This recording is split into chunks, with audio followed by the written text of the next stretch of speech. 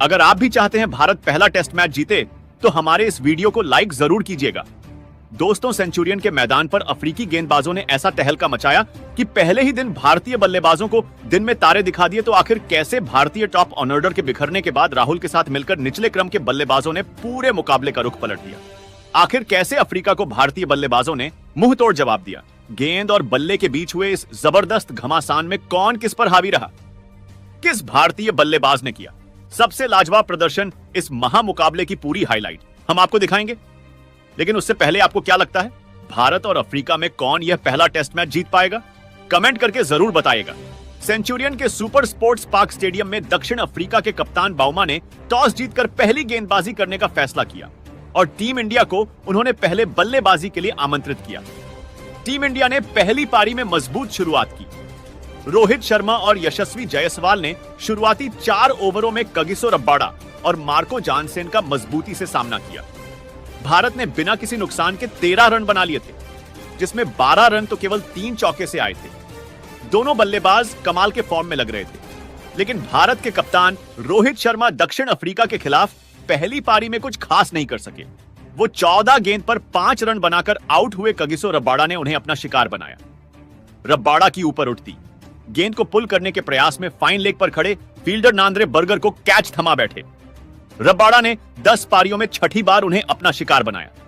रोहित के आउट होने के बाद शुभमन गिल क्रीज पर आए और दूसरे पर यशस्वी जायसवाल मैदान पर मोर्चा संभाले हुए थे। भारतीय टीम को पहली पारी में दूसरा झटका यशस्वी जायसवाल के रूप में लगता है। वो 10वें ओवर की चौथी गेंद पर आउट हो गए। नांद्रे बर्गर की गेंद पर वेरेन ने उनका कैच लपक लिया। जायसवाल ने 37 गेंदों पर 17 रन बनाए और बर्गर ने डेब्यू टेस्ट में पहला विकेट लिया। उनके आउट होने के बाद विराट कोहली क्रीज पर आए। भारत ने 10 ओवर में 2 विकेट पर 23 रन बना लिए थे। शुभमन गिल और कोहली के कंधों पर इंडिया को संभालने की जिम्मेदारी आ पड़ी थी। लेकिन अफ्रीकी गेंदबाज तो आज आग ही उगल रहे थे। बहुत जल्द भारत को पहली पारी में तीसरा झटका शुभमन गिल के रूप में लगता है। वो 12वें ओवर की पहली गेंद पर आउट हो गए। शुभमन ने 12 गेंदों पर 2 रन बनाए थे। नांद्रे बर्गर की गेंद पर विकेट कीपर कोयल वेरन ने उनका कैच लिया। शुभमन के आउट होने के बाद श्रेयस अय्यर क्रीज पर आए और केवल 24 रनों पर ही टीम इंडिया ने अपने टॉप 3 बल्लेबाजों को गवा दिया था। भारतीय खेमे में मायूसी छाई हुई थी। अफ्रीका पूरी तरीके से हम पर हावी थी। एक मजबूत पार्टनरशिप की हमें जरूरत थी। विराट कोहली और श्रेयस अय्यर ने भारत की पारी को संभाल लिया। वो दोनों अफ्रीकी गेंदबाजों का सामना कर रहे थे। लंच तक उनकी धाकड़ बल्लेबाजी के दम पर भारतीय टीम ने 26 ओवरों में 3 विकेट पर 91 रन बना लिए थे।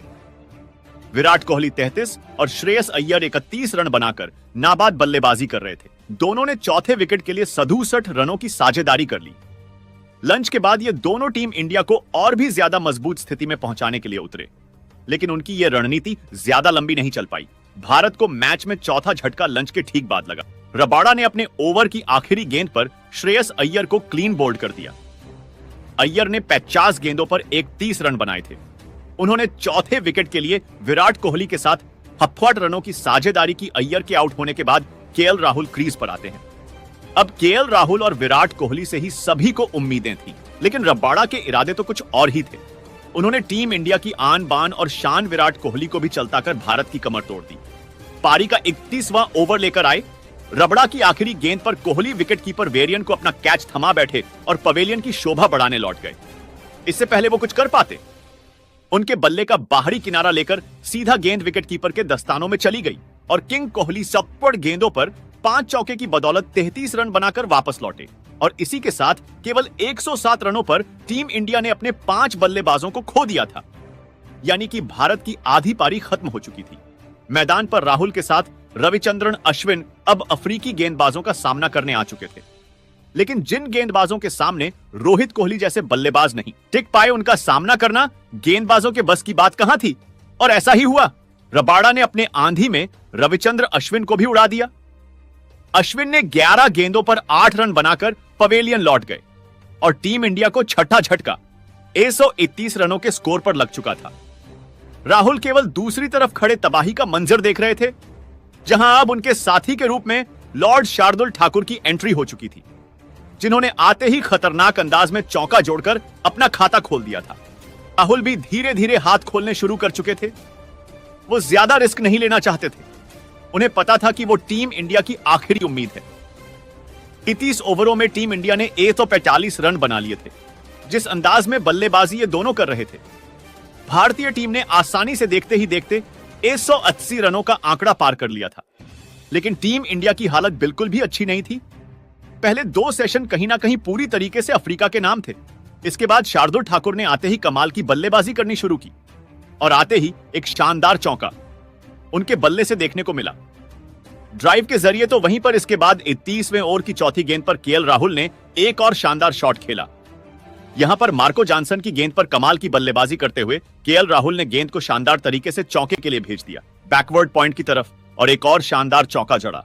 तो वहीं पर इसके बाद दोस्तों शानदार परफॉर्मेंस करते हुए केएल राहुल ने 31वें ओवर की आखिरी गेंद पर मार्को जॉनसन की गेंद पर शानदार पुल शॉट खेलते हुए गेंद को 4 रनों के लिए बाउंड्री लाइन के पार भेज दिया। उन्होंने गेंद को शानदार तरीके से मिड विकेट की तरफ चौके के लिए भेजा।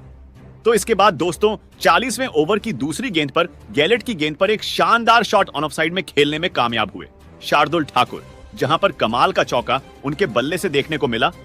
तो इसके बाद 42वें ओवर की पहली गेंद पर भी गैलेट कोटजे की गेंद पर एक और शानदार चौका शार्दुल ठाकुर ने खेला और इस बार उन्होंने फ्लिक के जरिए गेंद को शानदार तरीके से 4 रनों के लिए बाउंड्री लाइन के पार भेजा।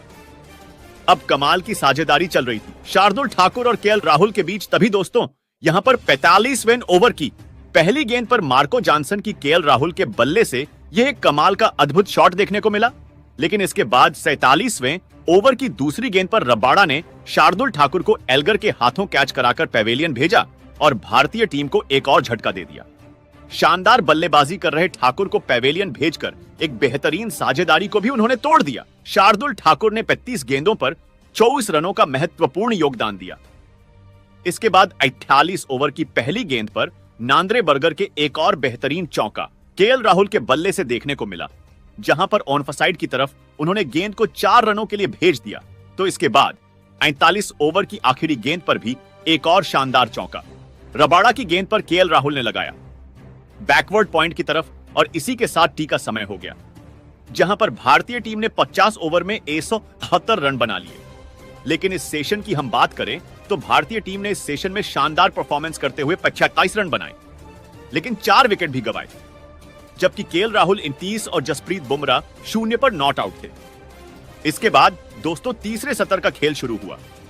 तो यहां पर शानदार बल्लेबाजी करते हुए केएल राहुल ने 52वें ओवर की 5वीं गेंद पर एक बेहतरीन चौका नांद्रे बर्गर की गेंद पर लगाया, जहां पर उन्होंने मिड विकेट की तरफ गेंद को 4 रनों के लिए बाउंड्री लाइन के पार भेजा। ओवर की आखिरी गेंद पर भी उनके बल्ले से कमाल का शॉट देखने को मिला और इस कमाल के साथ ही कमाल की बल्लेबाजी करते हुए केएल राहुल अपने बेहतरीन अर्धशतक तक पहुंचे। केएल राहुल की यह पारी भारतीय टीम के लिए संकट मोचक बनकर रही।